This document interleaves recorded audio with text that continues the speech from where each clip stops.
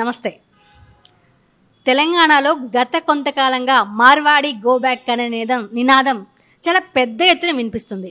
అయితే మార్వాడీలు అయితే మేము ఏం చేసాం, మమ్మల్ని ఎందుకు వెళ్ళిపోమని, మేము నిజాం కాలం నుంచి ఉన్నాము, మమ్మల్ని ఎందుకు వెళ్ళిపోమంటున్నారని మార్వాడి వాదన కూడా ఉంది.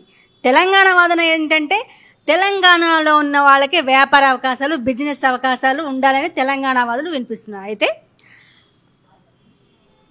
గోదావరి కని నుంచి మార్వాడి వాళ్ళు మమ్మల్ని మోసం చేశారని ఈరోజు ఎస్టీ కమిషన్కి ఒక అప్లికేషన్ రావడం జరిగింది. బాధితుడు మనతోనే ఉన్నాడు. మార్వాడి ఎలా మోసం చేశాడో తెలుసుకుందాం. నమస్తే సార్. సార్ నమస్కారం అండి. మీ పేరు? యాదగిరి అండి. నేను భారత్ టైమ్స్ లిమిటెడ్ డిఫెన్స్లో చేసి 2023లో రిటైర్ అయ్యాను. నాకు ఒక భార్య, ఒక కుమార్తె, ఒక కుమార్తె ఉంది.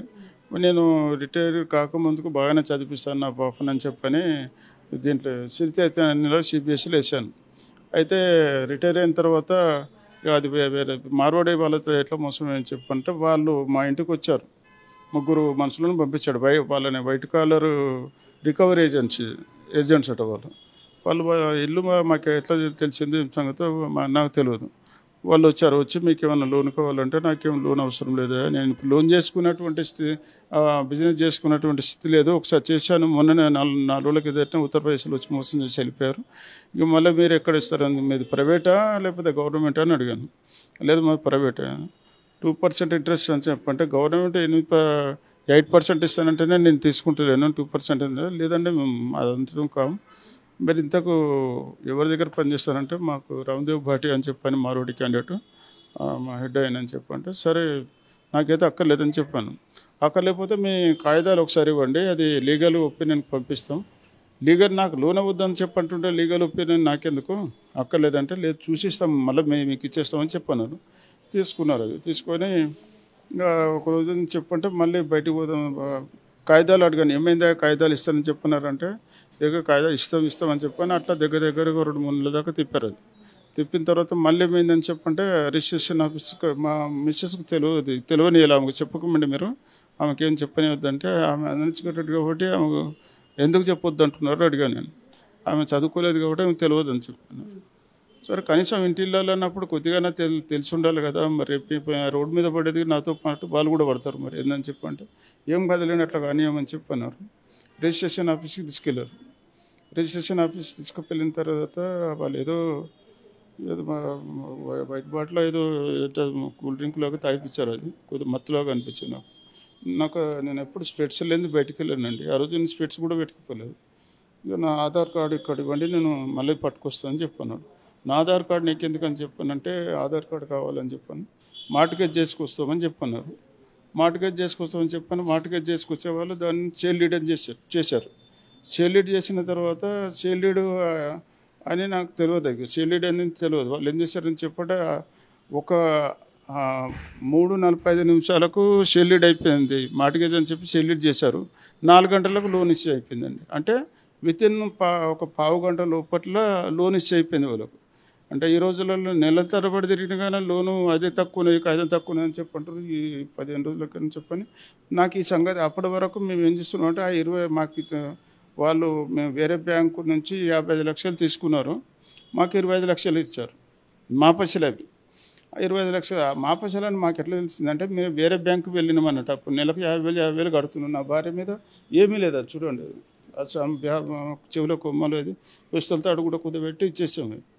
ఇక లాస్ట్కు భరించలేక వడ్డీలు భరించలేక ఏం చేసినామని చెప్పంటే మేము లోనికి వెళ్ళి మా కాగితాలు మేము పెట్టుకుని లోనికి వెళ్ళి వాళ్ళు 25 లక్షలు వాళ్ళకి ఇచ్చేస్తే మా ఇల్లు మాకు మిగిలిపోతుంది, మా లోన్ కూడా మిగులుతుంది అని చెప్పని పోయినాం. అక్కడికి పోయిన తర్వాత వాళ్ళు లాగిన్ ఓపెన్ చేశారు. మీ పేరు మీద ఆల్రెడీ 55 లక్షలు ఉందని చెప్పన్నారు. మీకు తెలియదు మీరు 55 లక్షలు తీసుకున్నారని? నాకు తెలియదు. ఇది ఎక్కడిదండి, నేను తీసుకున్నది 25 లక్షలు, అది నా కాగితాలు ఇంతవరకు బయటికి రాలేదని చెప్పంటే రామ్దేవ్ భాటి అనే క్యాండిడేటు, మార్వాడి క్యాండిడేటు 55 లక్షలు తీసుకున్నాడు అని చెప్పంటే 55 లక్షలు తీసుకొని నాకు లోన్ రాదంటే ఇంకెందుకండి, ఇప్పుడు బ్యాంకు వాళ్ళు ఎప్పుడైనా కానీ 80% ఇస్తారు, మీకు 100%కు 80% ఇస్తారు. 80% తీసుకున్నారు, ఇంకెక్కడి నుంచి ఇమ్మంటారు అని చెప్పాను. ఇక అప్పుడు వచ్చి వాళ్ళని పోయి అడిగా నేను, ఏమయ్యా నువ్వు ఎందుకు ఇట్లా చేసినావు, నాకున్న ఒక బిడ్డ కూతురు పైసలు కట్టి టీసీ తీసుకోపోంటారు వాళ్ళు వేరే కాలేజీ, నా దగ్గర డబ్బులు లేవు, ఉన్న 30 లక్షలను ఇచ్చేసే నాకు. ఆ 25 లక్షలు ఇచ్చినావు కదా నాకు, 30 లక్షలు ఇచ్చేస్తే నా కుటుంబాన్ని గడుపుకున్న, బిడ్డను చదివించుకున్నాను, నా కుటుంబం మీద బయటపడకుండా ఉంటుంది. అంటే ఇక ఇష్టం ఉన్నట్టు మాల అని చెప్పాను, అది అని చెప్పాను, మా క్యాస్ట్ని పెట్టి ఇక భాషకు అందరాని పదంతో ఎట్లా మీ క్యాస్ట్ పెట్టి దూషించారు? ఏమని? అరే మాల నీకు ఎందుకురా పోయి ఇవన్నీ, నీ పైసలు ఎందుకు, నీకు బిజినెస్ ఎందుకు ఇవన్నీ, మీరెక్కడ మేమెక్కడ, మా ఇంటికి వచ్చి అడిగేంత ధైర్యం నీకున్నదంటే ఈ లోపల వాళ్ళ వైట్ కలర్స్ వాళ్ళు వచ్చారు.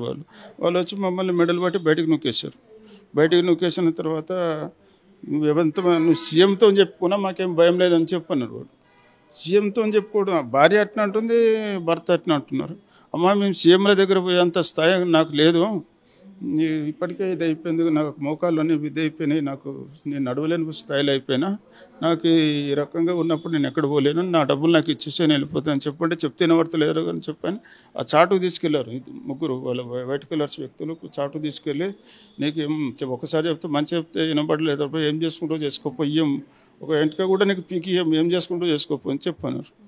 సరే అని చెప్పని మా అన్న కొడుకులు 5-6 వాళ్ళు అంటే వాళ్ళని పిలిపించాను. వాళ్ళని పిలిపించి ఇట్లా సంగతి ఇట్లా జరుగుతుందని చెప్పంటే వాళ్ళు వచ్చి వాళ్ళు కూడా వచ్చారు, మా అల్లుళ్ళు వాళ్ళందరూ వచ్చి, ఎందుకు ఇవ్వ పైసలు, ఆయన నా కాగితాలు తీసుకుపోయినావు, బ్యాంకులో పెట్టినావు, బ్యాంకులో పెట్టి 55 లక్షలు తీసుకున్నావు, 55 లక్షల నుంచి 25 లక్షలు వాళ్ళకి ఇచ్చినావు, ఇంకా 30 లక్షలు వాళ్ళకి ఇవ్వాలి కదా, ఆ 30 లక్షలలో వాళ్ళకి ఇచ్చాయి, లేదని చెప్పంటే ఇంక 20 లక్షలు మార్జిన్ కలిపి వాళ్ళకి ఇవ్వాలి. నువ్వు మా బ్యాంక్ ఇచ్చింది మార్జిన్ మనం పట్టుకొని ఇచ్చింది 55 లక్షలు, ఇంక 20 కలిపి ఎంత 75 లక్షలు వాళ్ళకి ఇవ్వాలి నువ్వు, అంటే 55 లక్షలు వాళ్ళకి ఇవ్వాలని చెప్పంటే నేను ఇయ్యని, మీరు ఏం బిక్కొని చేయను అని చెప్పంటే ఇక లాస్ట్కి తిరిగి జవహర్ నగర్ పోలీస్ స్టేషన్లో కంప్లైంట్ ఇచ్చాను. జవహర్ నగర్లో కంప్లైంట్ అని చెప్పంటే వాళ్ళు ముందే పైసలు తడిపేశారు. అక్కడ పైసలు గడిపితే నా కంప్లైంట్ తీసుకోవడానికి మా అన్న కొడుకులు అక్కడ ఒక దగ్గర 10 రోజులు మా ఇంట్లో ఉండాల్సి వచ్చింది. రోజు అక్కడ హంగర్ స్ట్రైక్ అది చేస్తే ఎస్ఐ ఉండి అది చేస్తే ఏమవుతుందా, ఏం కాదు, దాంతో కంప్లైంట్తో వచ్చేది ఏమున్నది పోయేది ఏమున్నది అంటే, ఇవ్వండి సార్ కంప్లైంట్ మేము ఇచ్చినాం, తీసుకోవడం మీ బాధ్యత, కంప్లైంట్ ఇచ్చిన తర్వాత దాన్ని ఎఫ్ఐఆర్ మీరు బుక్ చేయనని చెప్పి రాసి ఇవ్వండి, మేము వెళ్ళిపోతాం, మీరు చేయనని రాపిస్తే మేము వెళ్ళిపోతాం అని చెప్పంటే సార్ అని బలమిటికి చేశాడు. అది చేసి ఒక కాపీ ఇచ్చాడు. ఇప్పటి వరకు దాని మీద యాక్షన్ లేదు. ఈయనని కానీ పిలిపించి ఒకసారి కూడా అడగలేదు. ఏం సార్ అడగరని చెప్పంటే ఇంకో 15 రోజుల తర్వాత అడుగుతామని చెప్పన్నారు. ఇక 15 రోజులు లేదు, ఇప్పటి వరకు ఏం అడిగినా కానీ ఏం అది సప్పు లేదు. ఇప్పటి నిన్న మొన్న ఫోన్ చేశారు, ఇది మన పెండింగ్ కేసులన్నింటినీ వాటి చేయమని చెప్పని ఎస్పీ గారు ఆర్డర్ వేశారు. ఆర్డర్ వేసిన తర్వాత అప్పుడు నిన్న మొన్న నాకు ఫోన్ చేశారు. అది నాకు మీ లొకేషన్ అంటే, నా లొకేషన్ మీకెందుకు, వాళ్ళు రాకపోతే నన్ను ఎందుకు అడుగుతున్నావు, పోయి వాళ్ళని తీసుకొచ్చి మీరు అడగండి, మీరు నా లొకేషన్ మీకెందుకు అంటే, నేను అన్నీ తొందరగా మీకు కావాల్సిన కాయిదాలన్నీ ఇచ్చేసిన, ఇంకేం కావాలి మీకు లేదని చెప్పానిగా అట్లా తిరిగి వేసారిపోయిన తర్వాత ఏందని చెప్పంటే లాస్ట్కు మా నియోజకం గోదావరికం మన చెన్నూరు నియోజకవర్గం మా వివేక్ గారు ఎన్నోసార్లు అక్కడ వచ్చాను. మా అక్కడ దగ్గర 6-7 వేల ఓట్లు ఉన్నాయి. మందమరి ఇవన్నీ మొత్తం మాయ వస్తాయి అక్కడ చెన్నూరు దగ్గర. ఆయన వచ్చినప్పుడు నేను చెప్పంటే నాకు అందుబాటులో అయితే లేదు. మా వాళ్ళు కూడా చెప్పొచ్చిన సార్ వచ్చినప్పుడు కొద్దిగా అపాయింట్మెంట్ అని ఇప్పిస్తే వీళ్ళకి ఫోన్ అన్న చేస్తారని చెప్పంటే ఆయన రాకపోవడం మాకు దురదృష్టం, ఆయన అపాయింట్మెంట్ దొరకపోవడం అనేది మా దురదృష్టం. అది మా చెన్నూరు నియోజకవర్గం నుంచి ఒక మినిస్టర్ కావడం అనేది చాలా గర్వించాం. మేము సన్మానం చేద్దామని కూడా అనుకున్నాం, అందుబాటులో దొరుకుతుంది, అపాయింట్మెంట్ దొరుకుతలేదు. ఎక్కడ ఎటు పోవాలని చెప్పని కాలుగాలను పిల్లక తిరుగుతూ లాస్ట్కు పిల్ల చదువు కూడా అయిపోయింది. ఇప్పుడు సంవత్సరం అయిపోయింది, దాటిపోయింది, చదువులు స్టార్ట్ అయిపోయి ఆ 30 లక్షలు అతను ఇస్తలేడు. ఇప్పుడు మళ్ళీ ఈ ఐసిఐసి వాళ్ళ బ్యాంకులు ఇవాళ మళ్ళీ మా దగ్గరకు వచ్చినాయి. మీరు వాళ్ళే మళ్ళీ ఇంజక్షన్ ఆర్డర్ తెచ్చారు, మీరు ఇల్లు కాల్ చేయాలని చెప్పాను. నేను దగ్గర ఏమన్నా అప్పు తీసుకున్నాను ఇల్లు కాల్ చేయడానికి? నువ్వు నాకు అప్పు ఇవ్వాలి 30 లక్షల రూపాయలు, 24 లక్షలు రాసిచ్చినావు నాకు ఇస్తానని చెప్పాను. ఆ 24 లక్షలు పక్క పెట్టేసినావు, మీదికి వెళ్ళి నా మీద ఇంజక్షన్ తెచ్చినావు, ఇంజక్షన్ ఆర్డర్ క్యాన్సిల్ చెప్పి ఇంజక్షన్ ఆర్డర్తో ఇల్లు కాల్ చేయమని చెప్పి అంటున్నావు. ఇదంతా మీ ఆటలు ఆడుతారా, ఎవరు లేరని చెప్పి అనుకుంటారు, నేను ఒక్కనిడ ఉన్నానని చెప్పి అనుకుంటారు. ఏదేమైనా కానీ మీరు ఏం చేస్తారు నన్ను. కానీ ఒకటి మాత్రం ఏం చెప్పానంటే, మా పిల్లలు రోడ్ల మీద పడకుండా చూడండి మీరు. నా పిల్ల చదువు ఆగిపోతుంది, మీకు దండం పెడతా, 2 చేతులు దండం పెడతానని కూడా ఎస్ఐ కాళ్ళ మీద కూడా పడ్డా, సిఐ కాళ్ళ మీద కూడా పడితే ఆయన కూడా పెద్ద రెస్పాన్స్ ఏం చేయలేదు. ఇక దీంట్లో పెద్దలు కొద్దిగా వివేక్ గారు కూడా మా చెన్నూరు నియోజకవర్గం నుంచి అయినందుకు నేను ఎంతో గర్విస్తున్నా. ఆయన అపాయింట్మెంట్ గురించి ఎదురు చూస్తున్నాం. కొద్దిగా వాళ్ళు కూడా ఎందుకని చెప్పంటే ఈ మార్వాడీలతో నేను తట్టుకోలేక ఇంట్రెస్ట్ మా పైసలకు నేను ఇంట్రెస్ట్ కట్టడం అనేది నాకు ఎక్కడలేని బాధ అనిపిస్తుంది సార్. ఒకళ్ళ దగ్గర పైసలు తీసుకొని ఇంట్రెస్ట్ కట్టడం అంటే వేరు సంగతి. కానీ నా పైసలు తీసుకొని బ్యాంకులో పెట్టుకొని మా కాగితాలు పెట్టుకొని బ్యాంకులో పెట్టుకొని బ్యాంకు నుంచి వడ్డీలు తీసుకొని మాకు 25 లక్షలు ఇచ్చి 30 లక్షలు వాళ్ళు కట్టుకుంటూ పోతే నాకు నిద్ర పడతలేదు. నా బిడ్డ చదువు ఆగమవుతుంది. నా భార్య కూడా రేపు మా సూసైడ్ చేసుకుంటట్టుంది. దయచేసి మాకు ఈ మార్వాడీల నుంచి అంటే మా యొక్క హక్కులను, ఎందుకంటే మమ్మల్ని మాలమాదిగా అని చెప్పి తిట్టడం చేయడం, మా పైసలు పెట్టుకొని మమ్మల్ని చేసుకోవడం, మమ్మల్ని తిట్టడం, మెడలు పెట్టి బయటకు నూకడం, ఇవన్నీ అన్నట్టు కొద్దిగా అరికట్టి మా పైసలు మాకు ఇప్పమని చెప్పని కోరుకుంటున్నాం. వివేక్ గారు కూడా సార్ చైర్మన్ గారికి వివేక్ గారికి నాకు ప్రత్యేకమైన ఇద్దరం చేతులెత్తి నమస్కరిస్తున్నాం. మీ సంతకం ఉంటేనే బ్యాంక్ లోన్ అప్రూవల్ వస్తుంది. మరి అప్రూవల్ మీకు మెయిల్ కానీ మెసేజ్ కానీ రాలేదు మీకు 50 లక్షల లోన్ వచ్చిందని? ఏం రాలేదండి. ఏమి రాకుండానే 25 లక్షలు మీ అకౌంట్లో వేసారు. మిగతా 25 లక్షలు అమార్వాడి అకౌంట్లో వేసుకున్నారా? వాళ్ళ అకౌంట్లో 30 లక్షలు 55 లక్షలు తీసుకున్నారు ఐసిఐసిఐ బ్యాంకులో. నేను ఒక 2 కాగితాలు కూడా ఇవ్వలే నేను కావాలని. వీళ్ళు ఇట్లా బలిమిట్ చేస్తున్నాను చెప్పంటే ఏ బ్యాంక్ అయినా కానీ సెంట్రల్ గవర్నమెంట్ వేరే గవర్నమెంట్ బ్యాంకులు ఒక కాగితం లేకుండా కానీ రిజెక్ట్ చేస్తున్నాయి. కానీ ఇలా నేను 2 కాగితాలు ఇవ్వలే. అవి మెయిన్ కాగితాలు అవి లేకుండా ఇచ్చారు వాళ్ళు. అంటే లోన్ అంటే మీ ఇల్లుకి ఇచ్చారా? లోన్ ఎట్లా ఇచ్చారు? అంత పెద్ద అమౌంట్ అంటే ఏదో ప్రాపర్టీ ఉంటే కానీ ఎవరు ఎలా ఇచ్చారు? మా ఇంటి కాగితాలు పెట్టారు చెప్తున్నాను కదా. మీ ఇంటి మీద 55 లక్షలు లోన్ ఇచ్చారు. 25 మీకు ఇచ్చి మొత్తం మార్వాడి వాళ్ళు తీసుకున్నారు. తీసుకొని మళ్ళీ ఈ 25 లక్షలకు నెలకు 50,000 రూపాయలు వడ్డీ కట్టించుకుంటున్నారు.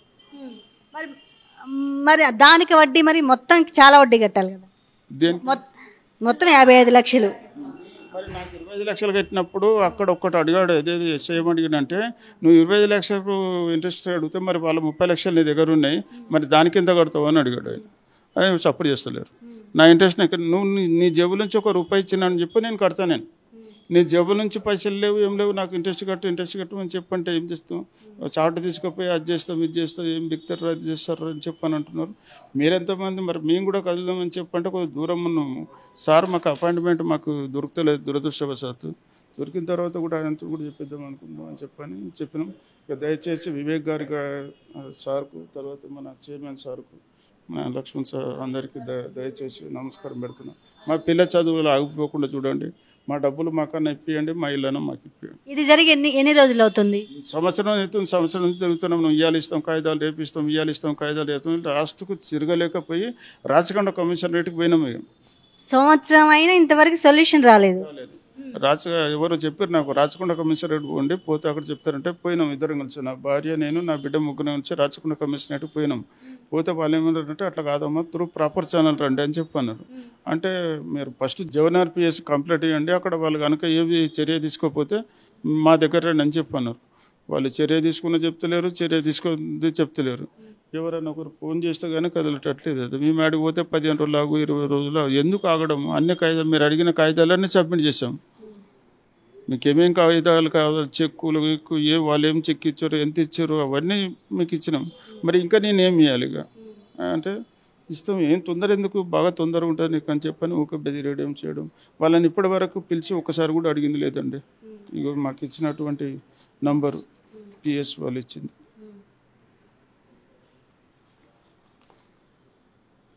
కాబట్టి దయచేసి మాకు న్యాయం చేసి తిరిగి మా పాప చదువు, ఆడపిల్లలు అసలే చదువులు బంద్ చేపిస్తున్న కాలం ఇది. మేము ఎంతో కష్టపడి ఒక ఆడపిల్లని చదివించుకుంటాం. ఆమె చదువు కొనసాగేటట్టు చేసి మా డబ్బులు మాకు ఇప్పించి మమ్మల్ని రోడ్డు మీద పడకుండా చేయమని పిఎస్ వాళ్ళు ఇచ్చింది. ఓకే అండి, థ్యాంక్ యూ.